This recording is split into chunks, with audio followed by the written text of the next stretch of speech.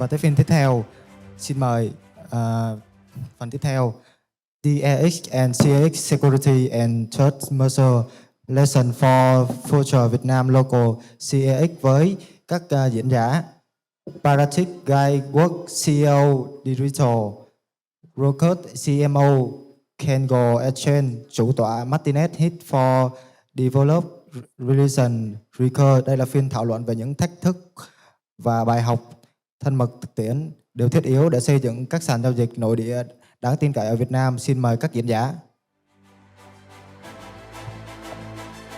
Next up, DEX and CEX Security and Threat Measure. Lesson for Future Vietnam Local CEX. Featuring Pratik Gaikwad, CEO of Decrypt0, Bruce Kurtz, CMO at Kanga Exchange. Moderated by Martinet, Head of Dev Relation at Zokyo. This session dives into real-world security challenges and learnings essential for building robust and trustworthy local exchange in Vietnam. Please join me in welcoming the panel.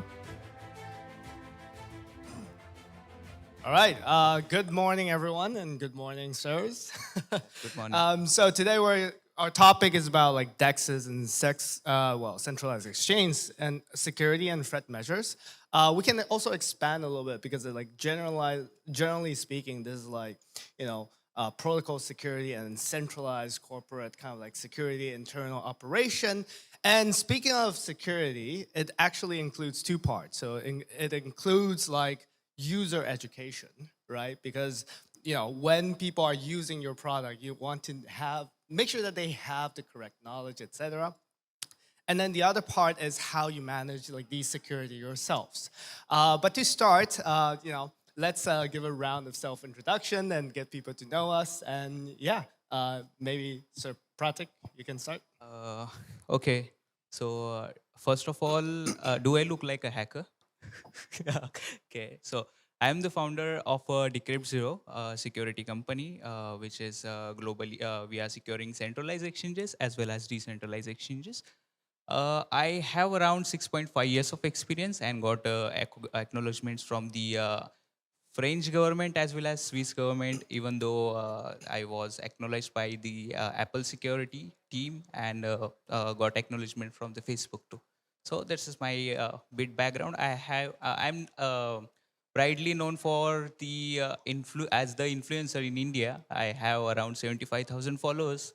I educate people about the cybersecurity from past 2 years. So yeah, that's my intro. Very cool. Yeah. Yeah. All right, Sir Bruce. Hi guys, I'm happy to be here with you today. I'm Bruce Kurtz. I'm the CMO of Kanga. We have a centralized exchange and launchpad. We're based in Central Europe. Happy to be with you guys here today. I've been in crypto since 2017. And as of myself, I'm Martinet. Right now, I'm served for Zokyo as head of developer relations. Zokyo is focused very much on security as well. What we do is we scan every transaction that is happening on the L2, and if it is malicious, then we basically quarantine it and examine it, etc. So to make sure no protocols that is on it getting hacked. Before, I was actually serving as an auditor as well in the Web3 space in QuantStamp. So yeah, I'm happy to be here. Let's kickstart our panel with a question on more on the education marketing side. So on this side, we all have TAs, especially like you are the head of marketing, right? And you have like so many followers. Wow. We'll have TAs who are like basically non-technical, right? And so how do you communicate like these like security measures without, there's so many technical jargons, etc. Like just throw people off. How do you communicate without those or with those? Yeah, that's a great question. It's really easy, and we have these discussions sometimes within our marketing group. It's actually really easy to give the jargon response right out in social media, in a blog article, but it is more difficult to give an explainer that kind of everyone, even people in Web2 can understand, because at Kanga we are trying to reach multiple audiences, the Web2 user as well as the native Web3 user and advanced Web3 user. So one example I can give you, for example, if we're talking about a multi-sig cold storage wallet, right? we can talk about that, what it means, or we can break it down to more basic components about what that is. It's about trust and security, about the security of an offline resource for the wallet, and about having multiple sign-offs, right? And then explaining how that builds trust and reliability for the user base. Actually, this is the most important part because you need to focus on the user perspective. Like you need to educate the people like about the two-factor authentication by not using more technical terms, but in their own regional language. You need to tell them like, yeah, you need to apply a second layer of authentication on your while withdrawing or while login, and you need to, you can say, by educating people using the animated videos, like how you can be secured even though from the phishing attacks or social engineering attacks. A lot of people doesn't aware about the this kind of attacks. So this is the major you can say threat in this exchanges kind of we can say yeah, hacks, major hacks. So this is the main threat. So yeah, I feel. Yeah, and kind of from my own experience, if I may pitch in as well, like, you know, as an auditor, I find sometimes like even developers, they are technical, but they get thrown off by still too many technical jargons because basically, you know, people are technical in different ways, right? And then, you know, us, we are security engineers. We know like this field, there's a lot of technical stuff is there. And then when we talk about that, developers are actually not so technical as well in Exactly. just different fields, right? So oftentimes I like to use analogy, kind of like to help people understand. The other hat that we're wearing is the Zirkit side. So Zirkit, I basically threw a lot of like technical jargons earlier. The way I would describe it to Web2 people is like, oh, it's a L2 with antivirus. It's a computer with antivirus. All other computer doesn't have antivirus. Yeah, awesome. Cool. And so this is on the user education side. There's also much different focus on this, right? So the other side is like company operational security. And so maybe this is a more practical question. So what are the most effective technical measures to protect a centralized exchange or decentralized exchange or protocol, you know, like corporate kind of thing from like these cyber attacks? For the centralized exchange security, you need to more focused on the server side security, we can say. So for that, you need to look into the AI threat monitoring kind of stuff, because if you need to be aware like who is trying to hack your network or who is entering into your network. So basically AI threat monitoring, what it does, it sends notification to the your team, your technical team about the if someone is trying to hack your systems. It immediately blocks after 5 attempts, 10 attempts. It totally depends on your your rules. Yeah, like. And secondary part, you can integrate some of the measures like you can say about the rate limiting users who is trying to send multiple requests from the same IP addresses. So you need to block that kind of request. So yeah, that is the major part. Apart from this, you need to morely focus on the what major exchanges do. Like they do pen testing yearly. So this is not or annually, you can say. So this is major concern. The most of the exchanges get hacked into, because every day there will be a new vulnerability or new loophole, you can say, which is called as zero-day exploits. These are the new discovered vulnerabilities found globally, or you can find it on a Google hacking database too. You can find some of the new exploits over there. So there are no fix for that.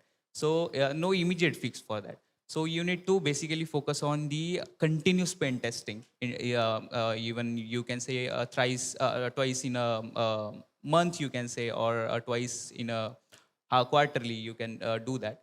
So this is the major kind of thing, as well as you can launch your bug bounty program for the external attackers by like after doing your internal auditing. So this is the major kind of thing. So, Right. And actually, I'll twist the question a little bit to you, sir, because you know, you're one of the leadership in a centralized exchange, and you know, well, I know, I like from our side, like leadership, like personal security kind of stuff is also very important, right? Like that's part of the corporate security protocol, etc. And wondering if you can share something along those with us.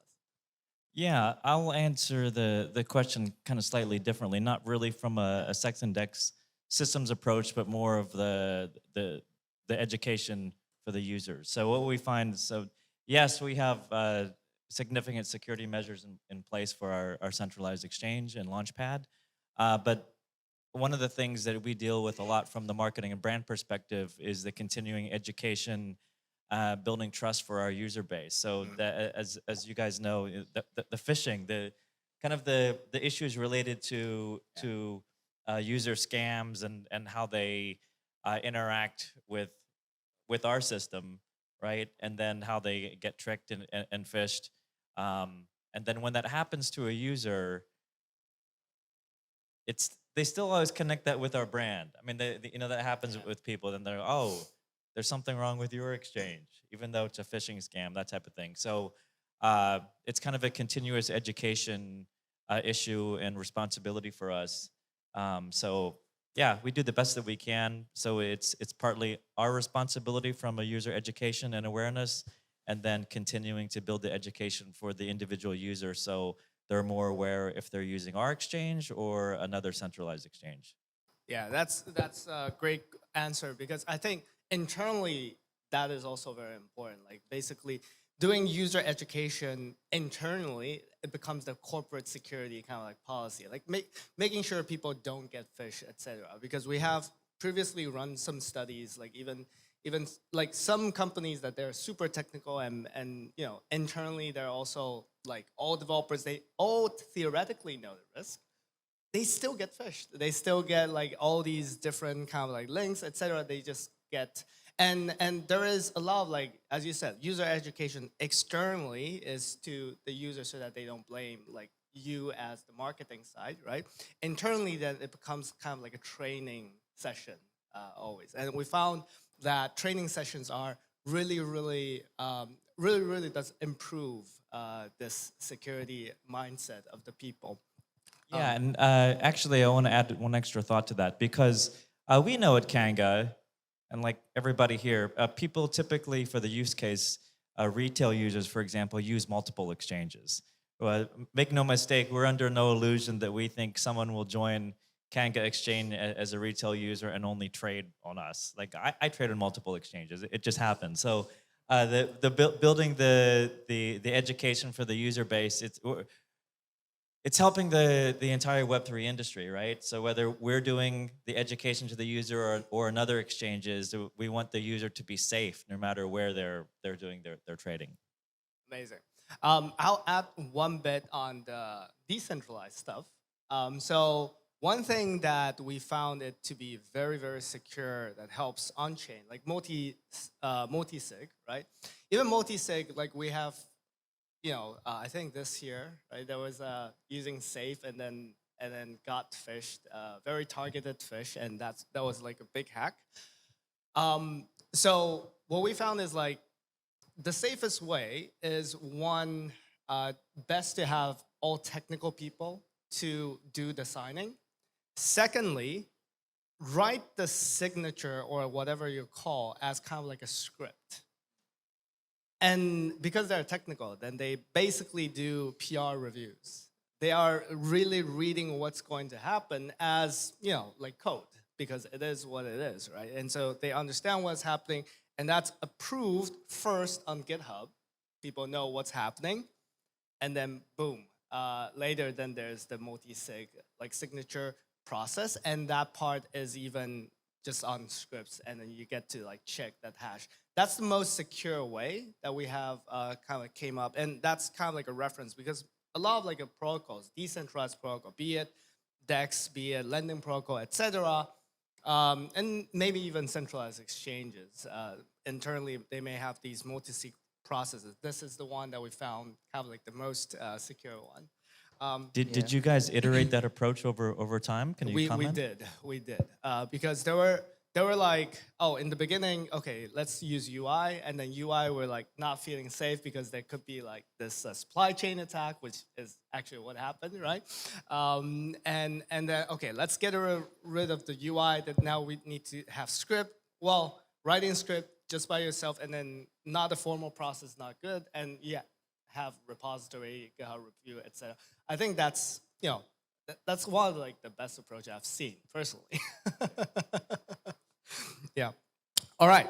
And kind of also on the branding, marketing, like I want to pick your brain on like, how do you tell a company that is, taking security seriously? I'm sure this is one of the key things for you guys as a centralized exchange as well. You want to make sure user know that you are taking security seriously, but I'm also interested in how you pick up on the signal that other company are doing in their marketing, and you're like, well, that marketing is effective or not effective in terms of like conveying the security image. Yeah, that's a great question. I think one of the things that our team does quite well is we can continue to do social media monitoring. We know generally what other brands are doing out in the social media space, the sentiment, the issues that they're facing publicly, and how they react as a company and how their user base reacts. So we also follow best practices for social media management and how we engage from a brand perspective with our audience. So I'll take it back to the user phishing example, because that's such a common thing for our user base to get exposed to phishing scams. Like, for example, if one of our co-CEOs goes and speaks at an event, within the next day, potentially there are different emails going out or Facebook pages created, related, customized to the brand experience that our co-CEO is just involved with. So I would say two things, particularly from the Kanga perspective, kind of the speed of which we can react to if we see something happening out there in environment, and really being authentic, right? So if we see something out there that's related to us as a brand, potentially that we need to educate our user base about, like how fast we can react to let the social media user base know about it, and also our message. Like if we're more transparent, then obviously it builds more trust. So that's always potentially a double-edged sword, or a conversation that many marketing teams or brand teams have within their company of, oh, this happened, or we see this potential problem out there in the social media space. Should we let the community know? How much should we talk about it? So I personally, even taking it out of Web3 and taking it just to a classic Web2 branding, like if I'm a consumer and something happens with a famous brand that I purchased before, and I see something happen, the more transparent a company is about the situation, the more I think it builds trust in the long term. That's awesome. And Pratik, perhaps from a technical perspective. Yeah, I want to add one thing over here. So basically, if you want to say like you are taking security on a you can say serious measures. So first of all, that you need to say that yeah, we are compliant. Like you need to publish that you have the ISO certifications. Like there are many certifications, but there is one most famous which into this, which is ISO 27001, which is for the data security, how you are securing users' data. So this is the important part, that you must have the ISO certification to showcase the users that you are compliant. Secondary, you can like publish about your like how you are securing in the blog post, that how you are securing your exchanges. So that need to be done. Yeah, even though, yeah, that's it from my side. All right. From my perspective, I'll add a little bit, and then like basically piggyback on you, like the transparency thing. It's not only on user education, but also like technical side. I think it's also the same. Like Do they publish audit reports of all sorts? As you said, like the standards kind of thing, and have it listed out in one place. If you're a decentralized protocol, then have all the deployed addresses, etc., and explain the underlying mechanism as much as possible. I think those are all good signs from kind of like technical perspective as well. Even when we're auditing, we're like, yeah, that looks good. That looks pretty good. And then we start to get to look into it. Cool. And so the last one, perhaps a little bit spicy on the postmortem side, because we're talking about security, right? We're talking about security. Definitely shit has happened. Shit will continue to happen, right? And so maybe for, like, there is going to be high profile breaches, right? And when these things happen, how do you address them and maybe restore confidence? Like, hypothetically, if it happens on you, these are kind of like emergency procedures, maybe, or unhypothetically, because shit happens on someone else, right? That is not your protocol, not your company, but is similar, and people get associated. How do you address that? Yeah, another great question. We have not had any security breaches at Kanga, thank goodness. But yes, things could happen in the future. I think for us, from my perspective, in a brand and PR leadership role, if something did happen in that security nature, it would again come back to what I mentioned before about speed and transparency, about what happened, what has the issue caused for our user base or for Kanga, and how we're addressing it. When I look out in the Web3 space and see if there's a breach that happens at another exchange or DEX, it's the same thing. Like, I'm always curious from a marketing and brand perspective, like, once I see the FUD happening out there in the social space, like how the company reacts. So it's always like a kind of a fun mini case study, right? Some companies react very quickly, and some take a few days. And again, it's the thing, the more hours and days it takes, and the more, at least for me, from being a marketing and brand nerd, I'm kind of like, why did it take them so long to be publicly addressing it? Even a little bit, like say something. Quick follow-up on that. So, because as a security engineer, I always see like these postmortems being super technical. As a technical person, I obviously, admire those. But very obviously in the TA, there's a lot of non-technical people as well. And so how do you feel on that? Like, and maybe if there is a way to improve that communication, like if you have any thoughts on that. Yeah, I think the response if we're talking about this type of scenario with the security breach at a SEX, it is giving a technical response, right? Because if it's a security breach, it is related to something technical in nature, but then it's also breaking it down to something that's easily explained for the general public. So it's kind of like addressing it from two levels. In my opinion, security trust is like liquidity. Once it drains, like you need to, like it is very difficult to regain the trust of users. So yeah, first, if the breach happens, you need to publish your white paper kind of stuff, that how the your exchange got hacked, and you need to accept that. And for the futures, how you are looking into the countermeasures, how the users gonna be secure in futures, that the exchange responsibility to publish, like what are the countermeasures, what are the monitoring processes you are going to integrate, or you are doing another audits from another best in the industry people. So that must to be published on your white paper. Yeah, this kind of best practices can be do for this, you can say, to gain the users' trust back. So yeah. Very nice. Kind of like myself adding to it, I really agree with Bruce, what you just said, like breaking down in two levels. The best ones I've seen are the ones that have a TLDR of, in the beginning, that is very user-based.